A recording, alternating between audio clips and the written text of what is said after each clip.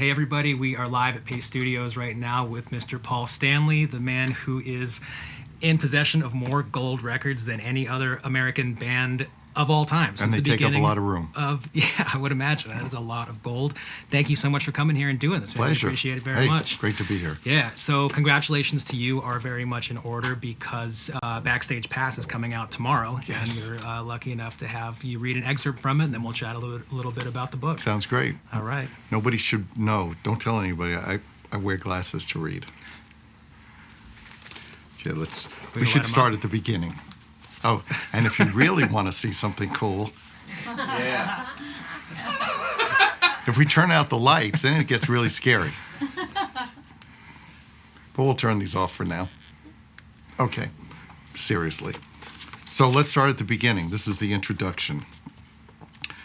There was a time when I wished my father would die.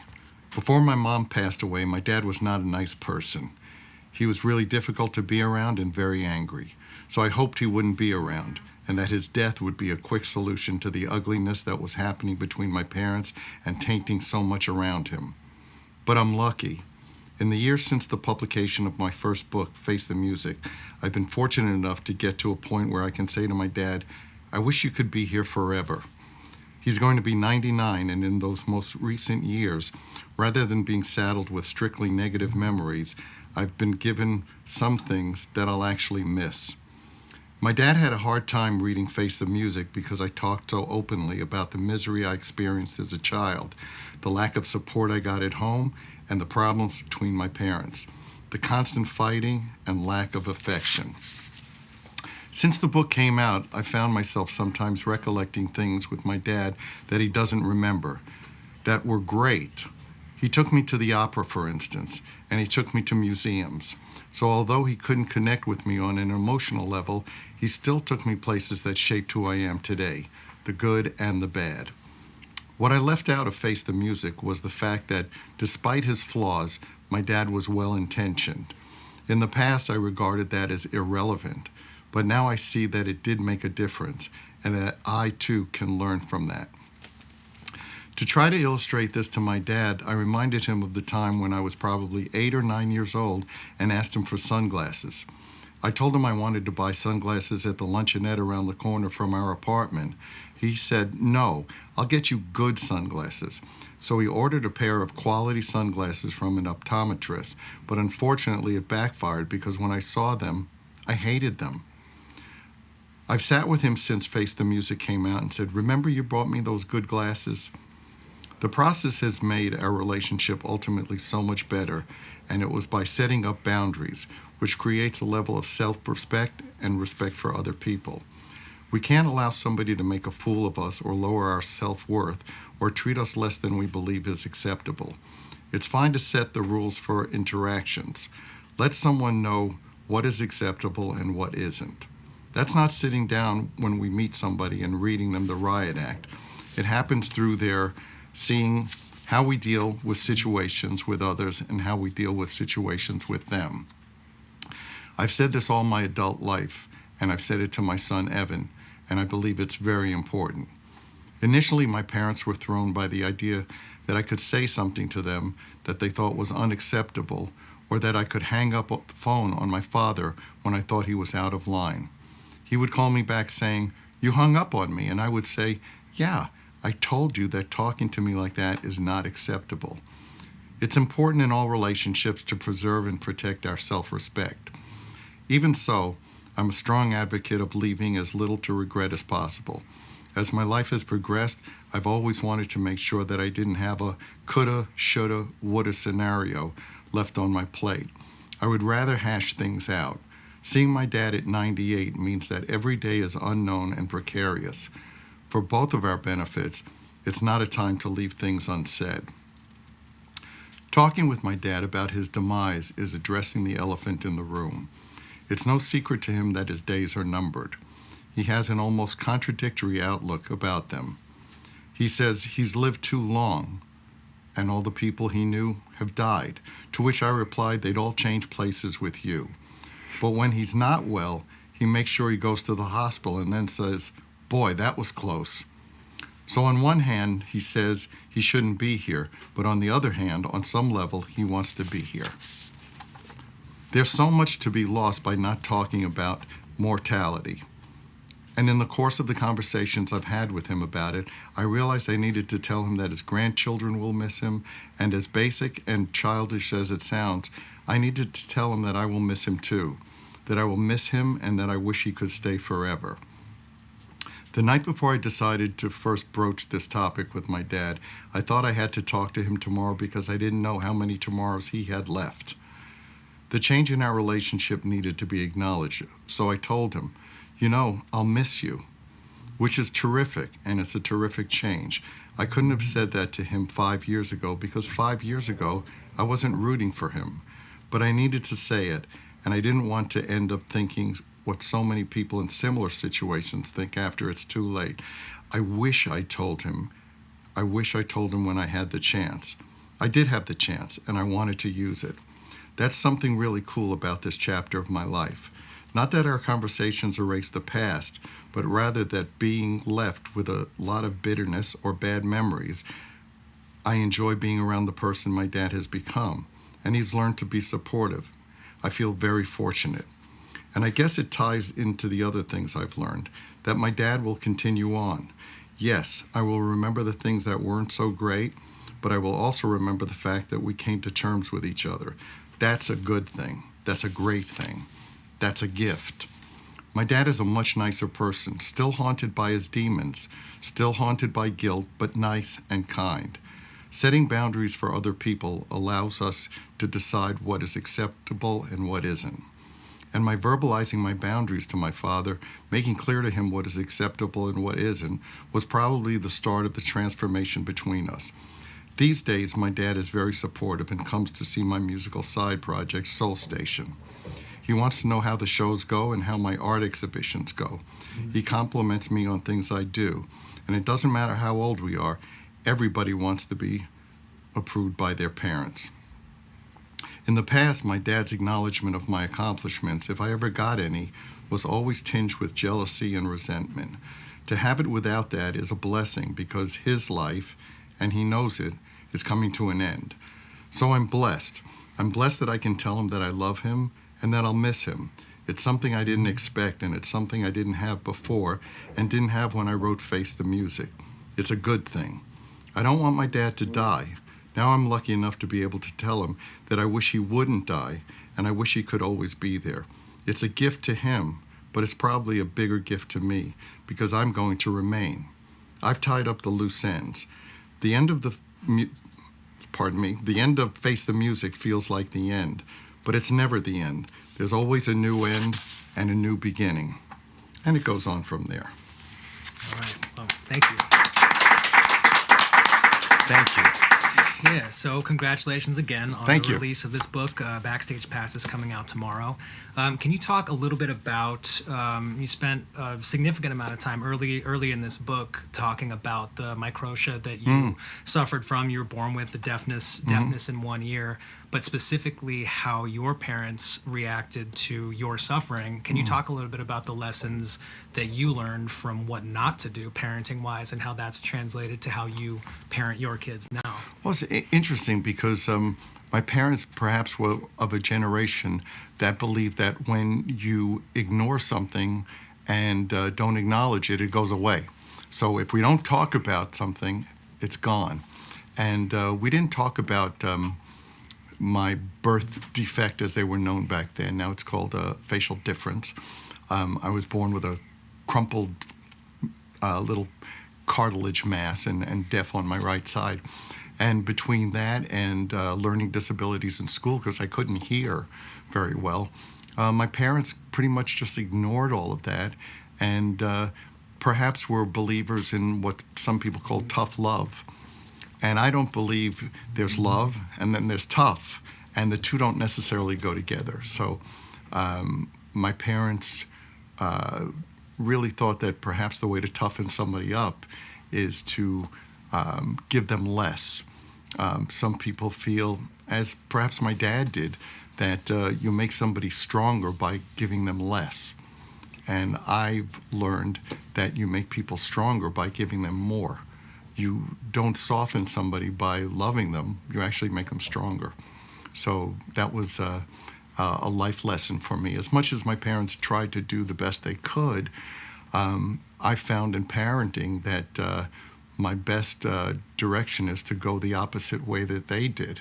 And I try to be the parent that I didn't have. I try to be the parent that I wish I had. And it's worked out quite well. Good. Well, I'm glad that that's happening for you, and glad for your kids' sake as well. I'm sure Me that too. They're stoked to have a parent that shows love and support and doesn't just tell them to go fight their own battles exclusively. Yeah. Fighting your own battles important, sure, some of the extent, but as long as there's support there as well, which sounds like that's exactly what it looks like in the Stanley household. It does. Yeah. One of the things that surprised me in the book was to learn about some of the musical influences that you had growing up, and a lot of those influences are sitting here on the walls. It's amazing to be in here. This is fertile ground for music. It's incredible. I walked in and I thought I could just spend days in here. It's terrific. Yeah, we can nerd out. Actually, I know you got a hard out, but if you wanted to, we could nerd out over all these tapes for quite a while. There's Kiss tapes here. There's Kiss tapes from Roosevelt, like I was showing you. Yeah. Roosevelt Stadium, Jersey City, 1976. But some of the influences that you described were really surprising to me, and I would imagine would be surprising to people who are familiar with your band's music. Can we talk a little bit about some of the protest singers and folk singers that caught your ear early on? Well, it's so interesting because I think that music at its best is the result of diverse influences, and some that may seem in opposition to what you wind up doing. If all you do is listen to music similar to your own, it's almost incestuous. You turn out children who aren't very bright. Or, all right. So, for me, I grew up with opera, going to the opera, seeing some phenomenal performances, show tunes, symphony orchestras, and folk music, as it was called. As a teen, I remember going down to the village, down to Greenwich Village, and going to Gaslight Cafe and seeing Dave Van Ronk. The mayor of McDougal. Yeah, right? Just, with Harvey Brooks playing bass, a phenomenal bass player. You had Dylan, obviously, who really was at the forefront of that, but without Woody Guthrie, there'd be no Bob Dylan, probably. There was so much great music being made by people who believed in what they were singing about, and music that raised the consciousness of people. And for what it's worth, didn't depend on electricity, didn't depend on volume.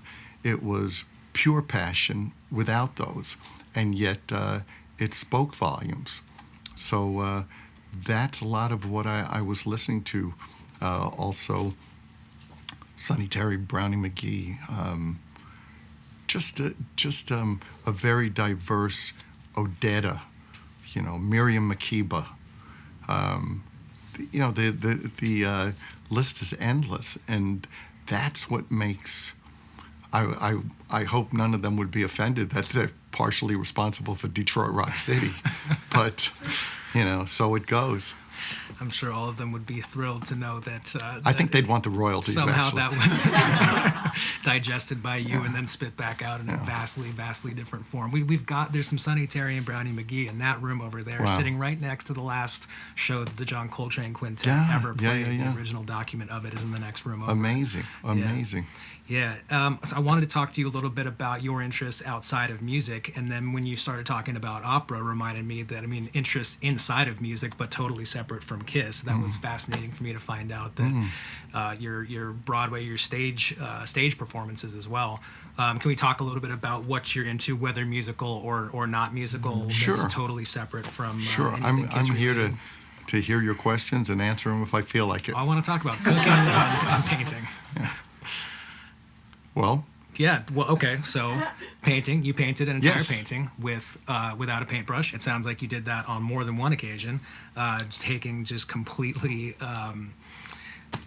non-traditional tools in order to create a non-traditional painting, but for a very specific reason, it sounds like. Well, for me, my whole life is defined by finding ways of expressing myself. Self-expression is how I define myself and the results, whether it's painting, which has been incredible for me, not only because it was cathartic and because it started as a way to purge during a tough time in my life, but it became incredibly successful. I will never be, if credibility comes from starving, I will never be a credible artist because I've done quite well. But starved a little bit in the early years. Well, maybe I went without lunch, but I've always eaten pretty well. But I love working with color and I love working with texture in painting. And although I certainly will never hear my name mentioned in the same line as Van Gogh, except now I'm doing it, so that's good. But Van Gogh said to his brother once that I'm no longer content to be the painter. I want to be the paint.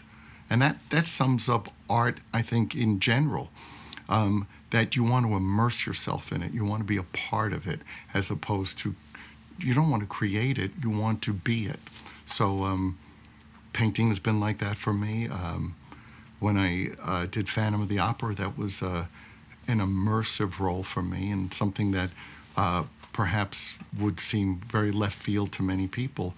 But they certainly didn't take me because they needed me in the show. That's, you don't need Bozo in $1 billion franchise.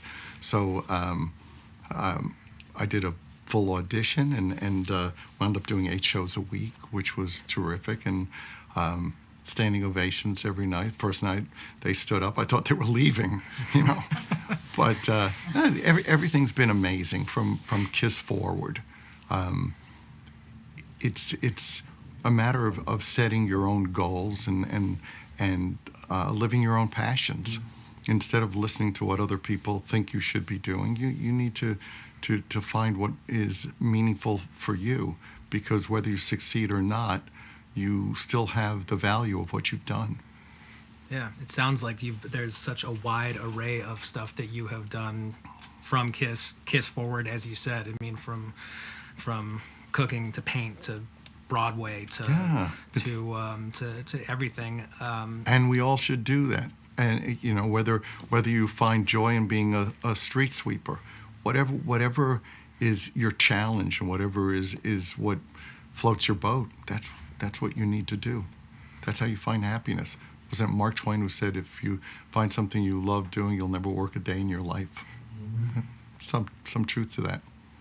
Can we talk a little bit about what could happen going forward with Kiss? 'Cause you alluded to in the book wanting to, or at least being okay with, or the fact that you might be laying the groundwork for what happens in the eventual case that Kiss no longer has access to Paul Stanley, Kiss no longer has access to Gene Simmons. What happens to that band? I mean, you said that you are a fan of what the band Yes is doing right now without a single original member in the band, a fan of what the Eagles are up to with only Don Henley being the original member. Can we talk a little bit about what the potential future for Kiss might hold in the absence of you guys? Sure. I think that longevity necessitates change. And for something that's viable to continue, it can mean all kinds of changes in personnel. Certainly, the perfect example would be a sports team or an army. When you have a common cause and something you believe in, if somebody falls by the wayside or leaves, they're replaced. So I'm well aware of my own mortality, and that as much as I might like to go on forever, I won't. And even at this point, there are no 67-year-old basketball players, football players, but you're looking at a guy here who's basically doing the same thing and has all the scars and stitches and screws and what have you to prove it. At some point, that has to stop. But I think that Kiss has served in a huge purpose and brings incredible joy to people on this end of the road tour.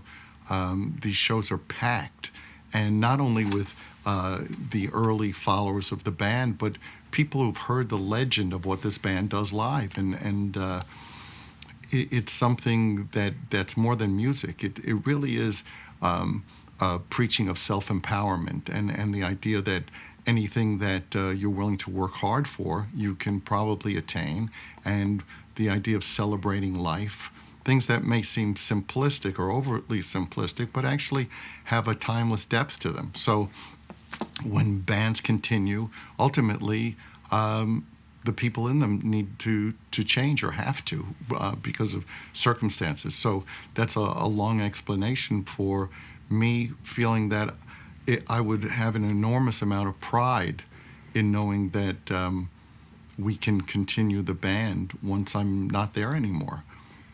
That would be the ultimate test of its credibility and the role I think that it serves. So yeah, I didn't invent the wheel. I am the product of all the people who I looked up to, all the musicians who I respected, and it was kind of like a stew, and then I added my own ingredients to it.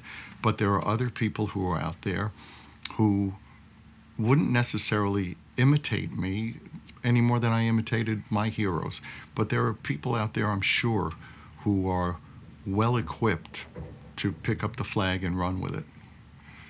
Well, man, thank you for coming here today and spreading this message, the main themes, messages in Backstage Pass, self-empowerment, self-improvement, and thank you for doing this. And also, before we let you go, is it possible to sign this copy? I think I left the Sharpie here somewhere, unless that's not true. Does anybody see a giant Sharpie?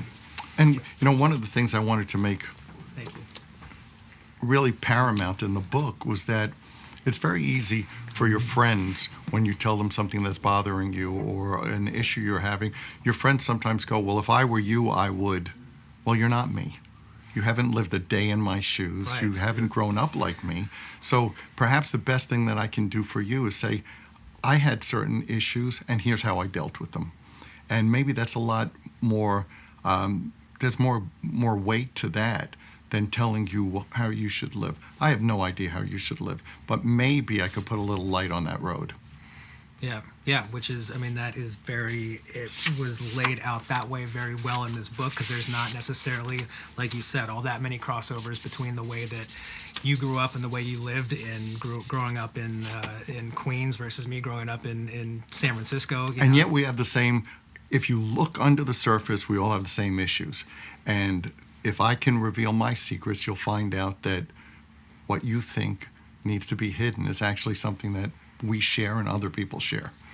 Well, that common experience is very, very powerful and very powerfully communicated in this book. So congratulations on the release of it. Thank you for signing that. If you, the internet, want to enter to win that, go over to Paste Instagram. We're going to do something over there. You'll see a picture of it. I don't know exactly how the mechanics of it work, but you can win that today. And so, Paul, man, thanks very much. Again, my pleasure. For coming and doing this. Thanks so much. Appreciate it very much. Thank you. Backstage Pass is out tomorrow. And, man, thanks again. Again, thank you. All right.